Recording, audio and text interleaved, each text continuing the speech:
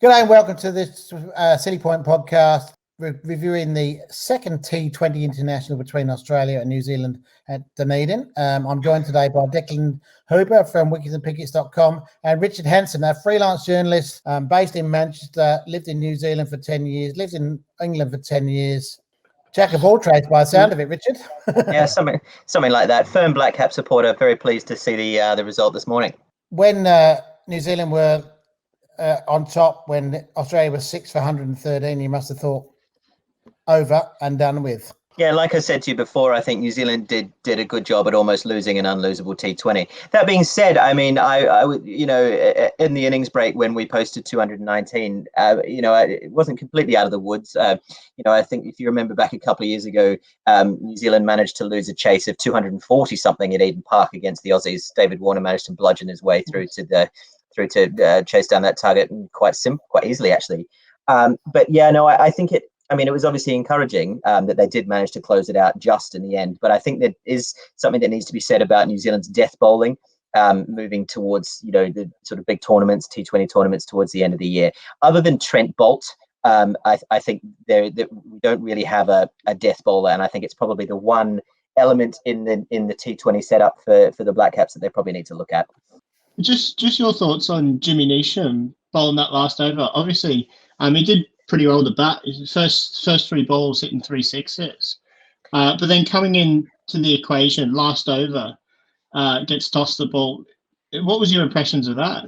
Well, yeah, I think Kane Williamson probably said, he's done well with the bat. Let's give him the ball and see if his luck holds. He was sort of out of options in a sense that he'd been carted, that New Zealand had been carted around the park for the 5 overs previous to that. It's just lucky that he was able to hold his nerve and that Sam's managed to get caught on the boundary rather than it go, another couple of meters over the fence, and it would be a different story this afternoon. He's done the job before though, Richard, hasn't he? Like he did it in the World Cup final. He was one of the star bowlers on in that occasion as well. So he's obviously somebody that Kane Williamson trusts. And like you say, he got those 2 wickets in the final over, which sort of like sealed the deal. But it was like it would have been nervous. 15 runs off the final over is pretty gettable in the T20.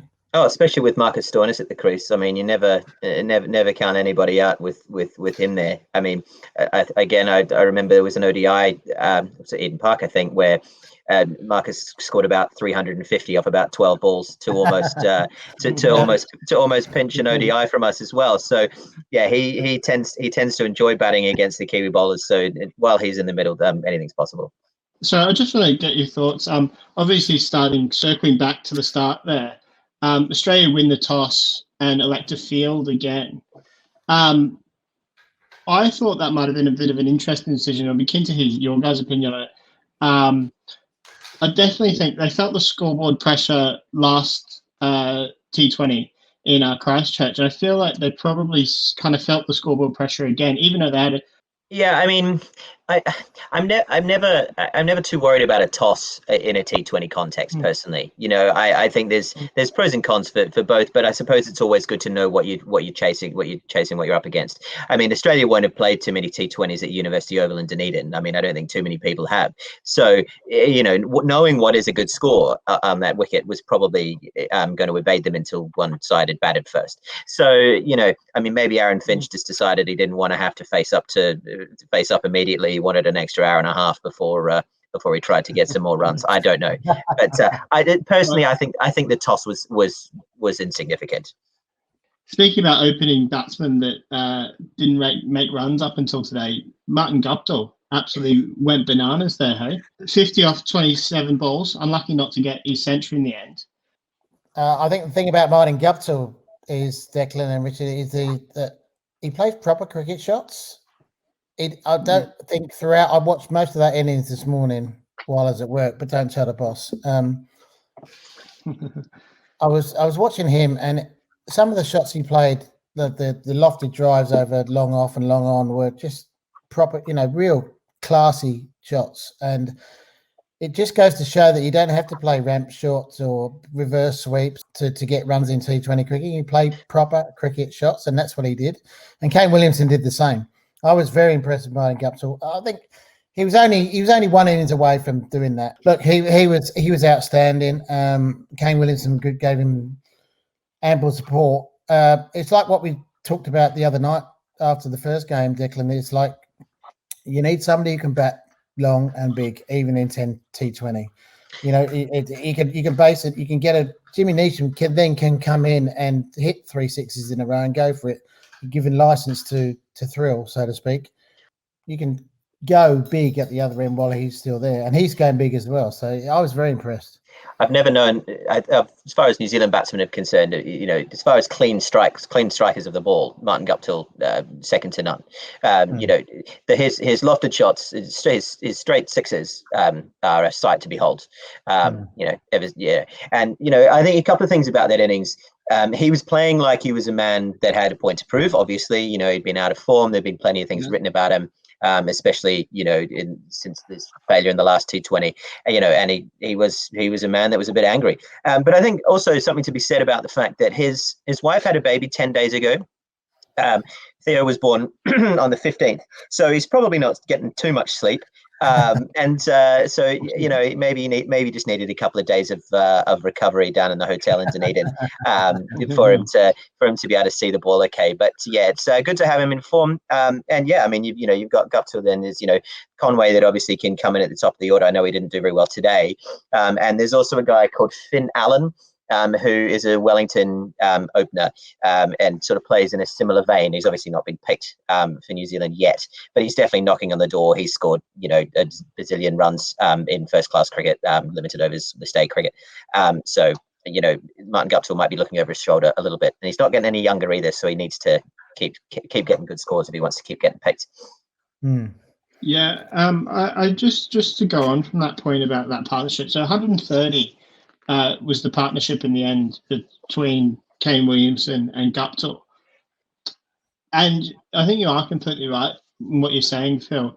Kane Williamson was 9 off 16 in his first when he came out. And he probably took a little bit longer to get going, but he didn't need to get going in the same way because you had Guptill down the other end playing all the shots. And then Kane Williamson, he kind of caught up his innings later and caught up his runs to balls later in the innings, and in the end, I mean, he got 50 off 32. So, I mean, he wasn't like he was going slow by any stretch. He was just built the innings perfectly, I thought. Absolutely, and that's what you can do when you're a class player like Williamson is, and Martin Guptill. You don't have to play fancy shots. You can just pick the field. You can play the field. I mean, obviously, I'm not sure of what the ground specs are at the University Oval, but it looks like it's smallish. I would imagine most Kiwi grounds are, aren't they? I think just larger than a postage stamp. I think, Phil. I think it's just a bit bigger than Eden Park, but yeah, University Oval. It's not the MCG. It's not Ahmedabad where the England-India Test match is being played. So yeah, not at all. I think Martin Guptill knows he doesn't have to like try and smack it. And I think conversely, you know, if you look at the top of the order, the Australians, I mean, Phillippe did well today, but, you know, if Finch can find some form, then, you know, the top of the order there to set that platform, you know, I think Australia would have chased that down today, you know, given that, you know, they would have had a few more runs on the board with Marcus Stoinis coming in. And, it would be 1-1 in the series. But, unfortunately, Finch's not quite there yet. Well, actually, I just want to touch on this before we go. I thought Australia's death bowling today was actually quite good. I think in the last couple of overs, especially the one that stood out for me was 17th over that Jai Richardson bowled. He bowled 3 balls wide to Phillippe and then got him with one on leg stump for the 4th ball. Yeah, he outscored him. Great bowling. I thought it was great bowling and probably the best innings of the day, I thought. And that's what you need in T20 as a bowler. You need to be able to outthink the batsman. You know, vary it with your variations, he changes the pace. And he did exactly that. And conversely, I think Mitchell Santner bowled incredibly well for New Zealand as well. Mitchell Santner, otherwise known as Santa's little helper. In the New Zealand cricket supporting circles, taking 4 wickets as well with his variations of change the pace and, you know, deceiving the batsman. Been under pressure too, hasn't he, Richard? He's not necessarily like guaranteed a place in the side either because he hasn't actually been like standing up? Because he's, I Yeah. suppose you could say he's an all-rounder, wouldn't you, really? Well, yeah, he's certainly a bowling all-rounder, but yeah, he's no mug with the bat. And it's something that New Zealand hasn't had the luxury of for quite some time, is this sort of depth. Players that are in the 11 now are realizing that there are 2 or 3 other guys behind them that would give their left something to put the shirt on, and so something like that. Yeah, you said it, I didn't. So there's obviously that pressure to perform, and I think Santos will help. It did very well today.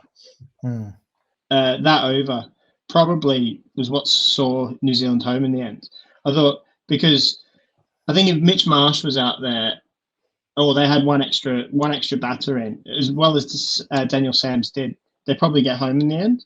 Yeah, without question. Having a little bit left in the tank coming in, if one of either Stoinis or Sams got out, Marsh scored a few more than 0. Then if he scored 4, then we would have lost. So yeah, indeed. And moving on to the Australian innings, Phil, were you surprised to see the same lineup? First of all, I was a little bit, but by the same token, I don't suppose you can drop your skipper after one game. I know he hasn't been in form in the BBL, but he's still your skipper. And if they picked him as skipper, then he should be at the top of the order. I thought maybe Ben McDermott might be given a go. Let's face it, Glenn Maxwell hasn't scored a run for I don't know how long, and he didn't get any runs today. He got 3, I think, today. So, yeah, look, Finchie and Maxwell, the two, most experienced players in that top half, and along with Matthew Wade, are not really performing as well as they can do. Maxwell's really out of touch. So maybe now they're 2-0 down, they might look to change it. I can understand why they stay with the same group, because they wanted to give them a go to see if they could improve on what they'd done the other day. I mean, that everybody said that they needed to be better, so they gave them a chance. But they've had that chance. They got close, but that was probably because New Zealand let them back into the game rather than they got back into themselves. I was surprised they didn't bring Ben McDermott in, but I suppose you had to give the other guys a bit of a go. As a wider question, I spoke to Declan about this the other day. Given that the Australian Test Tour of South Africa has been cancelled, you've got a load of pretty good limited overs players sat back in Australia. And if it wasn't for the mandatory 2-week quarantine of people coming to New Zealand, I do wonder if we wouldn't, might have seen Warner or Smith out there, given that they're 2-0 down. Especially given that these guys are obviously going to feature quite heavily, in the World T20 towards the end of the year. And I wondered what your thoughts were about not playing these guys despite the fact that they're free and available. Well, we said the other night after the first game that we think they missed the trick by not bringing them in. However, it's now been Steve Smith pulled out a Sheffield Shield game today with an elbow injury, so he might not have come anyway. Yeah. Whether it's an injury, I don't know. I mean, and David Warner's groin apparently is not 100%. Although I don't think his sponsors is always in New South Wales have been happy with the way he revealed that on live on Fox TV the other day. Well, indeed, I mean, anything to get David Warner out of the commentary box, I think, is a good thing. Even if it means that he has to start going and bludgeoning New Zealand bowlers, I wouldn't mind too much just to stop him with his media career, in my opinion. Going into the early overs there, Australia actually looked like they got off to quite a good start. Wade in the runs, hit some lovely boundaries as well. I think it's been a common theme in these last couple of games. Australians, Wade did it again, hits a boundary, and then next ball hits one straight to the fielder. How disappointed do you think Wade would have been with that one? He seems to be able to do that quite regularly, doesn't he? He did it. He's done it in Test match cricket. He's done it in one-day internationals. He did it the other night in the first game.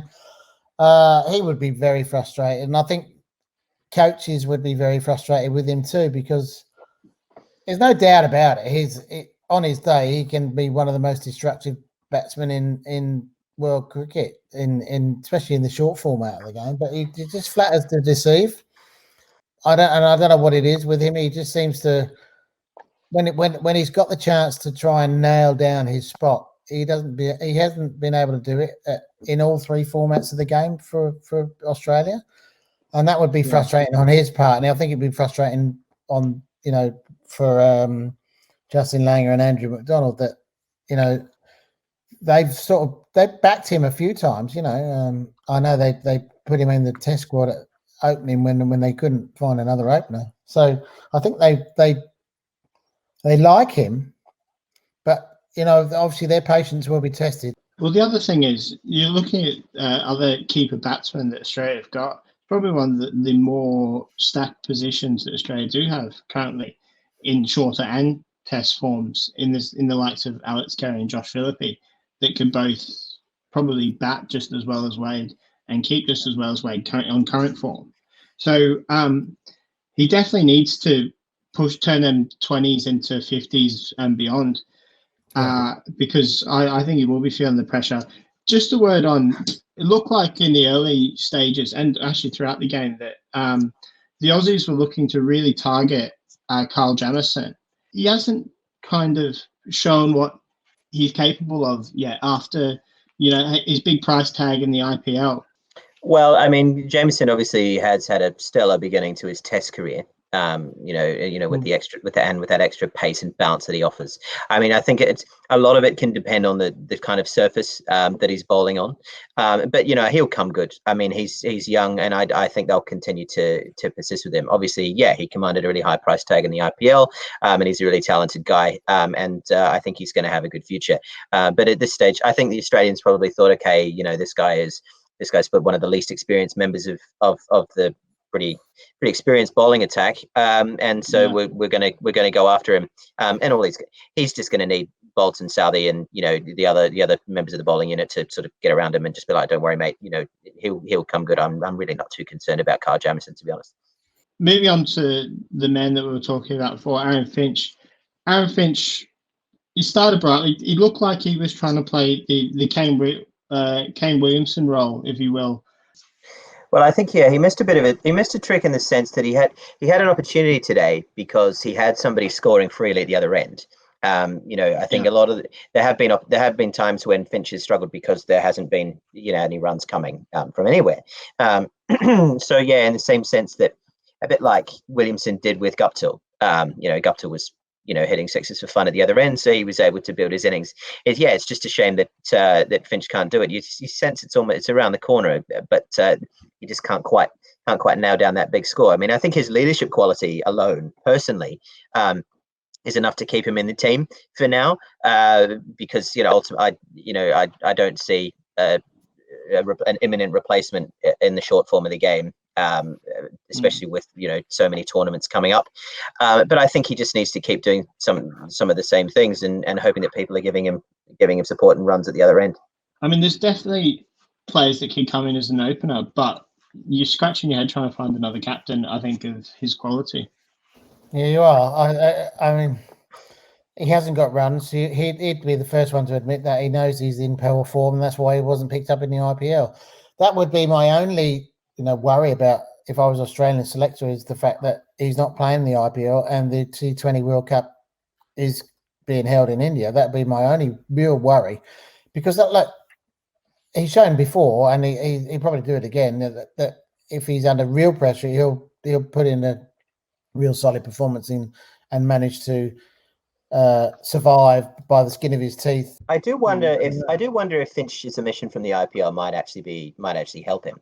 He spoke about late last year. He spoke about extended time in bio bubbles and things. And I know all this COVID stuff is obviously hopefully about to turn a corner. But having a little bit of time away from the game, having a little bit of time to chill out, relax during that period when there isn't any other cricket going on necessarily, might just allow him to get out of his head a little bit. I do wonder if he's been a little bit of a victim of going from hotel quarantine to bio bubble to this to that, and whether just a little bit of downtime might do him a world of good. Play with his dog. It's a very hard situation when you're a captain and you're not making runs. Especially at a small, shortest format of the game, because that's basically your bread and butter, isn't it? So, and that's what he's in the side to do. But then Glenn Maxwell's in the same boat. He's another one who probably got on this tour for reputation rather than form because he didn't have a great BBL. Yeah, I think, I mean, he's the only, as we said in the last podcast, he's the only player to have a crap BBL and a crap IPL and still get a pay rise, hey? They call him the but, Big Show for a reason. You see, he commands a big fee. I tell you what. Much like Aaron Finch, I do always think, and maybe it is more through reputation rather than and like blind faith rather than any kind of reasoning. He does always feel like the type of player that has got a big innings around the corner from him. We were saying something similar during the England tour and the last ODI. He was the big show then and pulled Australia out along with Kerry there. And I'm sure maybe my memory is a bit foggy, but I'm sure leading into that game, we were saying that if when Maxwell doesn't score runs, they're going to have to drop him. He hasn't scored runs for ages. I think if you go back to the call that you and I did on that very match, when the two of them got to the wicket at 93 for 5 or whatever it was, chasing 300 plus, we thought, well, it's going to be an early night, and we almost thought about quitting early. But so yeah, he can pull it out the fire when he needs to, and we mentioned it before, but then the middle order falls relatively quickly. I think Josh Phillippe, I mean, we were crying out for him for quite a long time on the pod that he should be in Australia's shorter form of the game because of his form in the BBL. He was so destructive in the BBL. And it's great to see him actually kind of transfer that onto the international stage. I mean, he looked a little bit nervous in his first innings, and at the start of his innings today, I mean, he hit one that edged and luckily went behind him for 6. But he just grew into the innings, I thought, and I thought he played really well. He looks like he's born to play at this high level, I think. One of these players who loves that challenge, and he rises to the occasion. And I think he revels in that pressure. He did look nervous. He looked nervous the other night, big time. And but he did well today. And it's it's only his second game at international level, so there's time for him to grow in. And maybe they might see him as the keep wicket as well. And he's building the squad's building depth as a result of it. I mean, like we say at the end of the year, Smith's going to come back. Labuschagne's going to be in the mix. At the top of the order there, and obviously to have someone like Phillippe is absolutely a positive. Yeah, as I said, I thought it was a shining light I mean, I suppose you can call Marcus Stoinis as the other shining light in that middle order, but I was quite disappointed with Maxwell, Agar, and Marsh there, especially in that over. I thought that really turned the tide New Zealand's way. And then obviously Daniel Sams coming in, and Daniel Sams is one of them players, especially as a batter. I thought he bowled all right today, but as a batter, I thought second ball or he's going to hit a few sixes. But when he came in, I thought the game was well and truly gone. So it's an absolute credit to him. He batted phenomenally, devastating. He's 41 off 15 balls, 4 sixes, 2 4s. He batted well there, didn't he? Well, I think part of it was the fact that they probably thought the game was gone, and they thought, right, let's just have a hit and just see how close we get. And lo and behold, they nearly nicked it at the death. So yeah, I mean, in some ways the pressure was off Sams, and I think that probably meant that he was able to perform better than otherwise he may have. Just a quick word on the University Oval in Dunedin. I mean, it looked like a raucous atmosphere. I was saying to Phil before, a bit of a weird time to start. Obviously, 2 hours difference between New Zealand and Australia here. I think it was O Week in Otago there. Yeah. The atmosphere looked absolutely fantastic. It looked like a ground that I'd want to go visit. Yeah, that's probably why they played an afternoon game. Because all the students were there, and there was only one successful streaker this afternoon. I think you probably would have found that there would have been a few more had had they been playing when the lights were on. But yeah, Dunedin at the end of February is a great place to be. And I think historically, if you have a look, a lot of international cricket in Dunedin is played around that time of the year to take advantage of the student population. Super Rugby obviously starts this weekend, similar thing. The Highlanders are playing the Crusaders in Dunedin as well, and I think you'll see a similar atmosphere. So yeah, no, it's a great atmosphere to be a part of, I think. And I want to get your thoughts while we've got you on here, just about just the wider New Zealand cricket in general. You must be pretty chuffed, leading into the Test Championship. Absolutely been flying. Kane Williamson is number one batsman in the world, and well-deserved number one batsman in the world, in my opinion. You must be a pretty happy boy. Oh yeah, look, I couldn't be happier. In my entire cricketing watching life, we've never been this good, really. Except for I'm not old enough to remember the glory days of the 1980s and Richard Hadley and all those greats of the game. But since then, this is the kind of arguably the best period New Zealand cricket has ever had. I mean, we've been lucky in a sense that we've been able to play a number of Test series at home. And obviously accrue a whole bunch of points. I'm going to say relatively easily. No disrespect to Pakistan and the West Indies and Sri Lanka. And yeah, it's great that we're going to be making a second finals appearance at Lord's in the space of 2 years. I just hope it's not a tie, to be honest, like the ODI World Cup was. They're bringing Ben Stokes back in just for old time's sake. Well, I mean, and yeah, well, indeed, maybe we'll see if he's free around that time. I don't think England will be playing a Test match in the last week in June. So yeah, I mean, fingers crossed we can lift the trophy. And I mean, the only thing that does bother me a bit, and it's obviously because of money, is that we're still subjected to these two Test series. Which I think is just a little bit of a slap in the face. I appreciate obviously when we went to Australia last summer, we had 3 tests and we had the three the sort of premium games, which we're not normally given access to. But the fact that we've got a 2 Test series of England against England in the lead up to the WTC final suggests to me, come on now, and then India's coming for 5. I mean, give India 4, sure, and give us 3. We don't need an Ashes length series. But I'm hoping that maybe, given our continued sustained success in kind of all forms of the game now, maybe the World Cricket might start giving us some slightly longer series. But that's my only bugbear.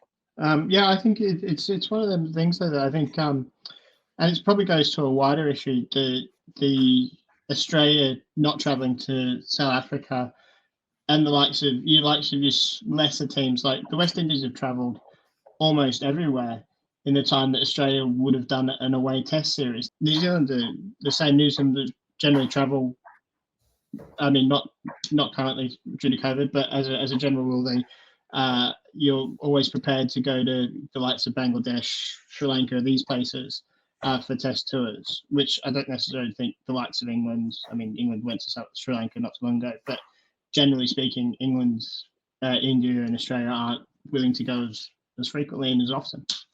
Yeah, and they're playing each other as often as they can, which obviously maximizes the coffers. And like I said, I appreciate money talks, and and it's about TV rights and but just from a purist form, form of the game, I guarantee, for example, I've been now that the COVID restrictions are beginning to lift over here in the UK, I've been looking and getting tickets to the test this summer, this English summer, and the Edgbaston ballot is already sold out.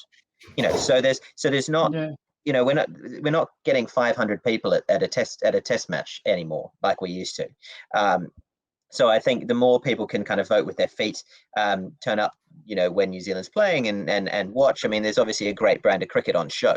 The more that can happen, I think the more that the kind of administrators of the game might sit up and notice, and just not have the big three playing each other all the time, and then the sort of minnows, lesser rich nations kind of fighting for the scraps.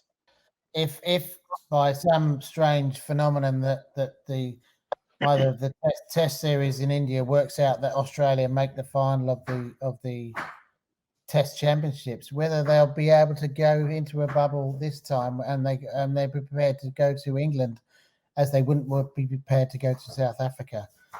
Well, I'm I pretty think sure they will. Oh yeah, for goodness me! An opportunity to beat the Kiwis at Lords would be too much to pass up. But no, I think the reason why I think the Aussies didn't go to South Africa was because of the new COVID variant, but obviously, but England are hopeful that the WTC that the final is not going to need to be played in a bubble environment. We've got supposedly an end to all restrictions on the 21st of June, which will mean that you can have a capacity crowd at Lords, which would just be incredible. But there was something. But I think you'll probably find if it is a New Zealand versus Australia final at Lords, I think every Englishman will find a New Zealand relative somewhere and don their black shirt. No doubt about it. No doubt about it, mate. No doubt about it. We're on your side, mate. Thanks for your time again, Richard. Just a quick prediction on how you think the rest of the series are going to go. Do you think more of the same, or do you think Australia is going to start clawing our way back into it? No, I think Australia will claw their way back into it. I mean, Australia doesn't know how to lose. Never have. Never say die attitude. So, I'm going to back the Australians to come back in the series. I think New Zealand will still win the series. I mean, they obviously need to only win one of the next three. But I certainly don't think it's going to be a whitewash. Thanks for your time, lads. Appreciate it, and we'll speak to you again soon. Thanks for having me on. Cheers, boys. Thanks, Richard.